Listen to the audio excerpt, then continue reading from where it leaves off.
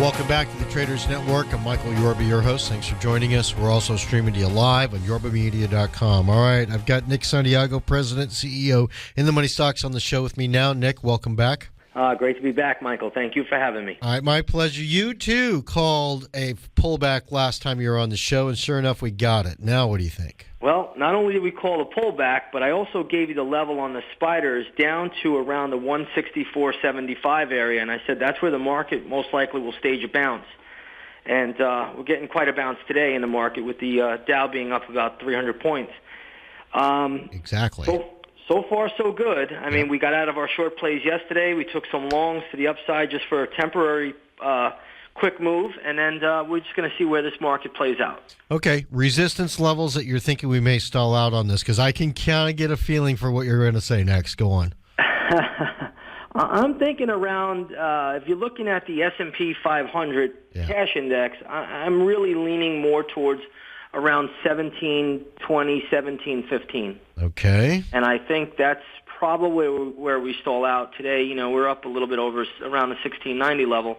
So it gives us a little bit more upside. All right, so we're real close to it. Okay, got it. All right. Now, you wanted to start off with Google today. What's going on there? Yeah, we talked about Google. In fact, I brought Google up on your show, and I said, told your traders, your listeners, I said, when Google gets to around 844, that's the spot to get in that stock. And, today it's at 867.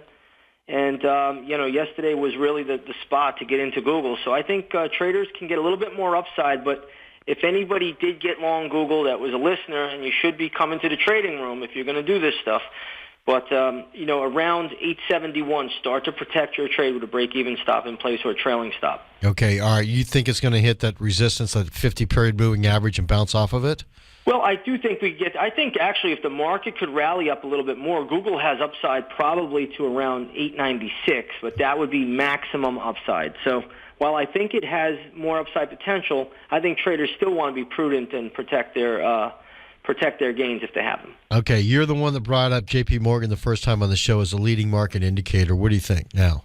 Yeah, I mean, J.P. Morgan had a real nice bounce on the 25th of September, right at its 200-period moving average on the daily chart.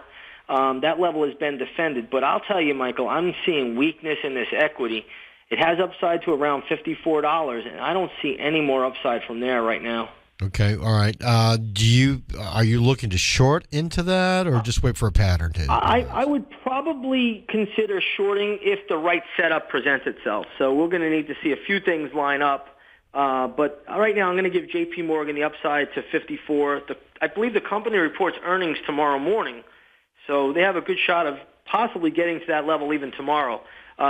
Normally after earnings, I wait about 3 days, and then I look to make a play on the stock. Okay, all right, Chevron, CVX. Yeah, I wanted to bring up Chevron. This was another one I talked about on your program last week. I said, I know the stock was into the 200-period moving average around 119. I told your listeners, hold off. This will get to the 114.50 level. That's your spot. And you can see the bounce that this thing has had already today, reversing from a big gap down today. And now the stock's trading around 116 with a single session. Let everybody know, with a low of 114.44. So you hit it. You nailed it. Yeah, pretty good. A lot of my members are in it, and we're making money. Okay, now where do you think it's going to go, though? I mean, if you're in now, it could be the low. What do you think is going to happen? Well, when I look at the chart on this one, it tells me a few things. One, it's definitely a weak equity, so we have to be a little bit prudent with it. We can't, look for, maximum upside. But right now, I think at the moment, traders can look for it easily get back to 117.50 and possibly as high as 120. Okay, all right. AMGN. Yeah, AMGN was one I gave to my members yesterday at 106, and today the stock is catching a pretty sizable bid, trading above the 109 level, trading at 109.67.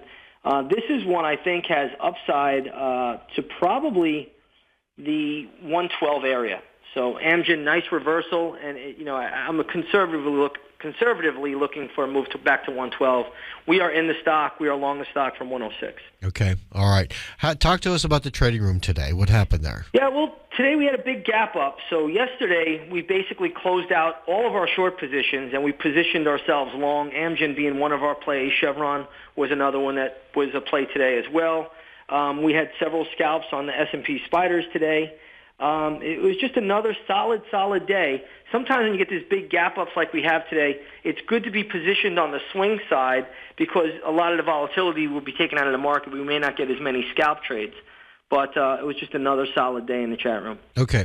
You cover more markets than just the equities that we spoke about today. Copper, you look at the bond market. Give me another couple of markets that you're looking at that you're thinking might be decent setups. Well, I'm short oil already. I think oil is on borrowed time. So if anybody's looking at the crude market and you're looking at light sweet crude, while it's getting a bounce a little bit today, light sweet crude on my charts, I have some indicators that I've developed over the years, and now the trend has reversed to the downside on light sweet crude. So I think traders should brace themselves. Crude oil ultimately should start to head lower. It may not be right away, all the geopolitical events that surround it, but ultimately I am looking for oil to get down to around $92. Oh, that's a pretty big move from where it is at 102. Yeah. Almost. So it's going to take a little bit of time, but this thing has really started to turn down with the emergence of natural gas, and you have vehicles going towards natural gas and electric vehicles. Oil, while we still use it in everything, we still need it, and there's still need a lot of it. The chart is pointing lower. Okay, now let's not leave the energy complex just yet. You brought up natural gas. We've had a nice little rally for about 4 or 5 days. What do you think? Well, when I look at natural gas, I think there's a little bit more upside, but it's mostly range-bound. I do like natural gas for the long haul. If you're looking at nat gas futures, I do think that pullbacks can be bought, and we have a move potentially up to around the 446 level on natural gas futures. But that would kind of be the extent of it, and then it would be more so in a range back down to around 340. But right now, I'm bullish natural gas. Okay, all right. What about the copper market? I've seen you pull some really amazing trades off in that copper market. You have any thoughts there? Yeah, right now, when I look at the copper market, well, today, let's just take today, for instance. Copper today is trading around 324, 325. So when I look at the chart on copper, I have to say that it's going to be somewhat range-bound.